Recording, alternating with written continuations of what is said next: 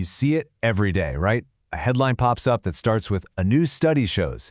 But how can we really be sure that study is solid? How do we know we can actually trust the science that ends up shaping our health, our businesses, and even our public policies? Well, today, we're going to dive into a blueprint for building research that's way more credible and, frankly, more useful for all of us. Okay, so what if I told you a major study found that 86% of new experiments were replicable? I mean, that's a huge win for scientific reliability, right? Now, what if I told you that the very study reporting that amazing number was later retracted because it wasn't reliable? Yeah, that one single kind of ironic case just perfectly captures the challenge we're talking about today, the credibility crisis in research. So, here's how we're going to break it down. First, we'll look at the crisis itself. Then we'll explore the 3 pillars of trust. That's transparency, reproducibility, and replicability. And finally, we'll see how those pillars help us build a much stronger culture of trust in science. All right, let's get right into the core of the problem. This feeling that maybe, just maybe, some scientific findings are built on shaky ground. Well, it's not just a hunch. It's a real, documented issue that has researchers and the public asking some really tough questions. That retracted study we just talked about, it wasn't a fluke. It's really a symptom of a much wider credibility crisis. Now, this isn't about attacking science. Not at all. It's actually about science's own self-correction mechanism kicking into high gear to fix some pretty systemic problems. And look, this goes way beyond just honest mistakes. The source material points to cases of outright misconduct. We're talking about a researcher who admitted to literally making up results that got featured in the Wall Street Journal, and another who had a career-long pattern of faking data. I mean, these aren't just errors, they're a betrayal of the very principles of science. And why should you care? Well, this isn't some abstract academic debate. When a human resources study is based on fake data, real companies might waste a ton of money on useless practices. When public policy is based on untrustworthy findings, it affects all of us. It just erodes the very foundation of how we make evidence-based decisions. Okay, so that's the problem. And yeah, it's pretty serious, but, and this is a big but, the good news is there is a clear path forward. So let's shift gears and start building the solution, starting with 3 fundamental pillars that can support all credible research. Our first pillar is transparency. And it's really simple, actually. It just means showing your work, being totally open and clear about every single step you took in the research process. No secret ingredients, no black boxes. The second pillar is reproducibility. So if transparency is showing your work, this is about letting someone else check your math.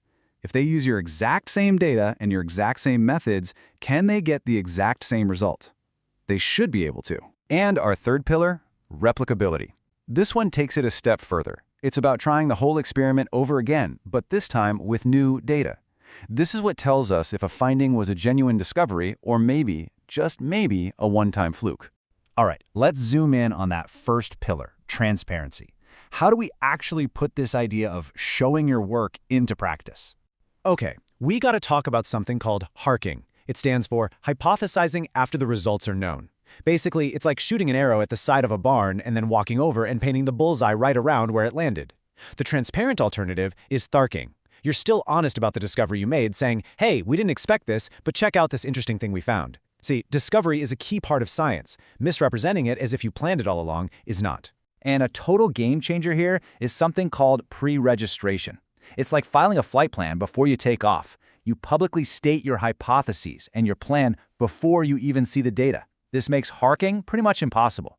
Other key practices? Reporting effect sizes, which tells you how much a result matters in the real world. And of course, disclosing how any AI tools were used. It's all about leaving a clear, honest trail for others to follow. So, once a study is transparent, we can move on to the next crucial step, checking the work. This is the world of reproducibility, where we make sure that the original claims are actually backed up by the original data. This is the big question reproducibility is trying to answer. You can think of it as the quality control step of science. We have to be able to check for honest mistakes, little coding errors or simple miscalculations that could accidentally lead to a completely wrong conclusion. The most critical step here is sharing the data and the code. That allows anyone to come in, run the analysis themselves, and confirm the result. Another really powerful tool is sensitivity analysis. It's kind of like stress testing a finding. If you just tweak one little assumption, does the whole result fall apart? If it holds up, our confidence in it grows a lot. So, we've shown our work, we've checked the math. Now for the final test. Can we get the same result again? This is replicability, the pillar that really tests if a finding is a robust, genuine phenomenon. And there are two main ways to do this. A literal replication tries to repeat a study exactly as it was done the first time. But honestly, what's often more useful is a constructive replication. That's where you try the study in a new context, maybe with a different group of people or in a different industry. This tests the boundaries of a finding, and that's what makes the research so much more useful in the real world. So we have our three pillars, but they don't just exist in a vacuum. To really, truly build a culture of trust, we need to put them all together into a systemic framework. And this is where it all comes together in what's called the TRUST model. It takes our three pillars, transparency, replicability, and reproducibility, and it embeds them in a much wider system. A system that includes things like using shared definitions, so we're all speaking the same language, sticking to a shared culture of scientific values, and making sure our research has a positive impact. And this is so important to remember. Building trustworthy science isn't like flipping a switch from bad to good. Credibility is a spectrum. A study that shares its data is more credible than one that doesn't. A pre-registered study is more credible than one that wasn't. Every single one of these steps makes the entire scientific enterprise that much stronger. This quote just frames the entire conversation perfectly. This whole push for more rigor, it isn't a condemnation of science, it is science in action. The ability to find its own flaws and build better systems, that is science's greatest strength. So what's the bottom line here? The key takeaway? Building trust in research isn't a job that's just for scientists. When managers, when policymakers, and when all of us, as an informed public, start to demand better evidence, we become a huge part of the solution. So, I'll leave you with this. Armed with this blueprint, the next time you see one of those headlines, what are you going to ask?